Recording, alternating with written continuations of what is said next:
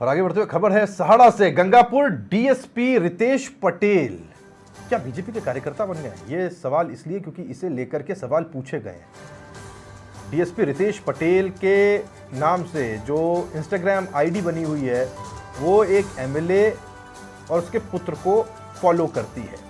BJP विधायक लादूलाल पीतलिया और उनके पुत्र विजय को भी इससे फॉलो किया गया है। विजय पीतलिया का जो फोटो है अपनी इंस्टाग्राम पर अपलोड किया गया है। डीएसपी पटेल के स्क्रीनशॉट अब इसे लेकर के वायरल हो रहे हैं और इसे लेकर मुख्य चुनाव पर्यवेक्षक को शिकायत के बाद ये फोटो हटा भी लिया गया है। डीएसपी ने बीजेपी विधायक और पुत्र को अनफॉलो भी कर दिया है।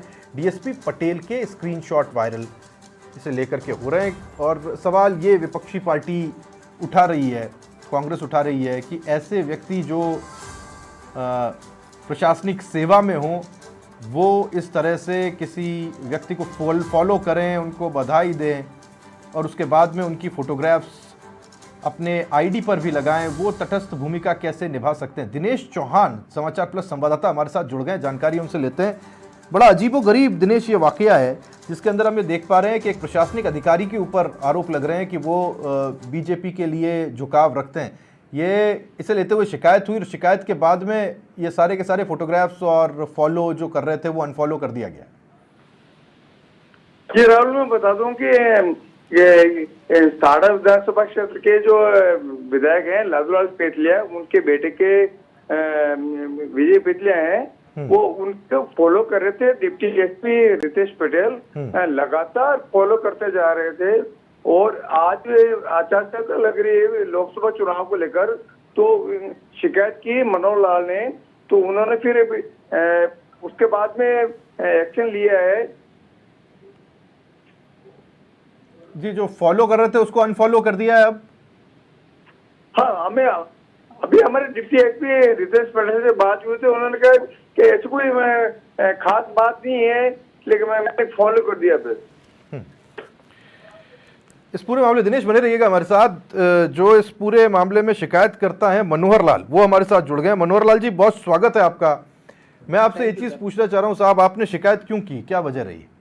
सर, दिनांक 3 अगस्त को गंगापुर भीलवाड़ा के डीएसपी रितेश पटेल, जिनके इंस्टाग्राम पर 1.5 लाख फॉलोवर है, उन्होंने भाजपा विधायक श्री लादूलाल जी पीतलिया के बेटे विजय पीतलिया जी का फोटो अपने इंस्टाग्राम आईडी पर अपलोड किया, जो कि मैं मानता हूं आदर्श आचार संहिता का घोर उल्लंघन है। नहीं, ये आचार संहिता कैसे मनोहर लाल जी उल्लंघन हुआ, ये मैं थोड़ा समझना चाहता हूँ ताकि मेरी समझ और प्रदेश की जनता की भी समझिए। तो व्यक्तिगत मेरे ख्याल से किसी दूसरे के साथ में रिलेशन रहे, ये जो प्रोफाइल है ये भी व्यक्तिगत है।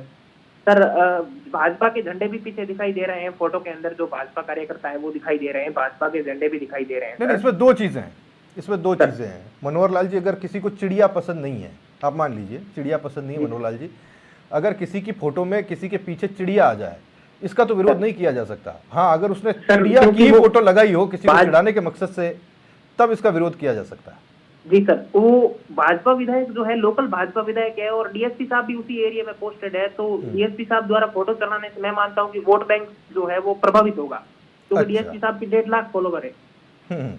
आपका ये कहना है कि जो व्यक्ति किसी के साथ में घनिष्ठता रखता हो, जुड़ाव रखता हो, वो व्यक्ति प्रशासनिक सेवा में रहते हुए एक तटस्थ भूमिका कैसे निभा सकता है अगर कोई कार्रवाई करनी हो या काम करना हो? ये है आपका डर? Sir, exactly. और जब आपने शिकायत की तब क्या हुआ? शिकायत साहब, आज भीलवाड़ा के मुख्य चुनाव पर्यवेक्षक महोदय को मैंने शिकायत की थी, तो वो जांच चल रही है सर। अभी तक कोई एक्शन हुआ नहीं है, 3-4 दिन हो गए। नहीं, ये अब पता चला है कि उन्होंने वो सारी की सारी फोटोग्राफ्स हटा ली हैं, उन्होंने उसको हटा ली सर। हाँ, नेक्स्ट टाइम शिकायत हुई उसके बाद उनको क्या पता क्या सूचना लगी, उन्होंने अकाउंट डीएक्टिवेट कर लिया और तुरंत सारी फोटो हटा ली। लेकिन उनको फॉलो भी कर रहे थे अपने दोनों अकाउंट से, जिसपे आज उन्होंने अनफॉलो कर दिया है लादूलाल पीतलिया जी, जो हमारे माननीय विधायक है, उनके पुत्र विजय पीतलिया को। यानी अब तो जो आप चाहते थे वो हो गया? तो सर, वो नहीं हुआ सर। उनकी जो है वो ये आचार संहिता का उल्लंघन है। हाँ। तो इसका सर उनको जो सजा मिलनी चाहिए वो नहीं मिली, कानूनी कार्रवाई सर नहीं हुई उनके खिलाफ अब तक। नहीं, मैं समझ नहीं पा रहा हूँ आप जो कहना चाह रहे हैं। कानूनी कार्रवाई क्या होगी? किसी की फोटो लगाने पर क्या कानूनी कार्रवाई हो सकती है? हाँ, ये जरूर हो सकता है। आचार संहिता का उल्लंघन है, किसी लोक सेवक द्वारा किसी पार्टी विशेष का आचार संहिता के दौरान फोटो लगाना। हाँ, किसी पार्टी विशेष का प्रचार करना या प्रचार प्रसार में भागीदार बनना, ये आदर्श आचार संहिता का उल्लंघन है। लेकिन मैं जो आपसे मनोहर जी पूछ रहा हूँ वो ये है कि क्या ये एस्टेब्लिश करता है कि ये किसी पार्टी विशेष का प्रचार हो? डीएसपी है गंगापुर के। हाँ, पर ये वर्तमान में। ठीक है जी सर।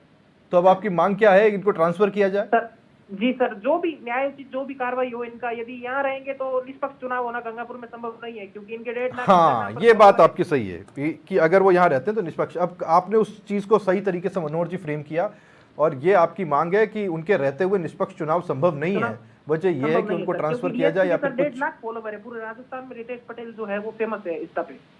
जी, मैं इसे लेकर के दिनेश आपके पास में आ रहा हूँ। दिनेश, अगर आप तक आवाज आ रही हो, मनोहर जी का ये कहना है कि एक जो चुनाव है उसकी एक गरिमा होती है, और वो चुनाव संभव नहीं है अगर ऐसे प्रशासनिक अधिकारी वहां पर मौजूद रहते हैं तो। दिनेश। राहुल जी, मैं बताता हूँ कि प्रशासनिक अधिकारी इस तरह से पॉलिटिकल पर्सन को फॉलो करते हैं तो ये इस तरह से नहीं होना चाहिए। कि अभी लोकसभा चुनाव को लेकर आचार संहिता लगी हुई है, सोशल मीडिया पे पर्सनली लग सकते हैं अपन, उनके बेटों को भी घर पे जाके मिल सकते हैं। लेकिन अभी तो थोड़ा सा इनको प्रशासनिक अधिकारियों को ध्यान रखना चाहिए था। इन्होंने कोई मिस्टेक की है, अब इलेक्शन कमीशन ऑफ इंडिया को इनको ध्यान रखना चाहिए, तो वो क्या एक्शन लेंगे फिर? ठीक है दिनेश, अभी हमारी बात हुई एसडीएम साहब से, एसडीएम चुंडावत हैं, उनसे दिव्यराज सिंह चुंडावत, उनसे हमने बात करने की कोशिश की, वो अभी कहीं व्यस्त थे। उनका ये कहना है कि अभी तक ये मामला उनके संज्ञान में आया नहीं है। दिनेश। राहुल, मैं बता दूंगा, देवराज सिंह चुंडावत के हमने भी कई बार कांटेक्ट किया, लेकिन उन्होंने भी हमारा फोन नहीं उठाया था। इसके बाद इन्होंने जो शिकायत की ना अभी इलेक्शन कमीशन ऑफ इंडिया को, वो कलेक्टर साहब वो ज्यादा बता सकेंगे।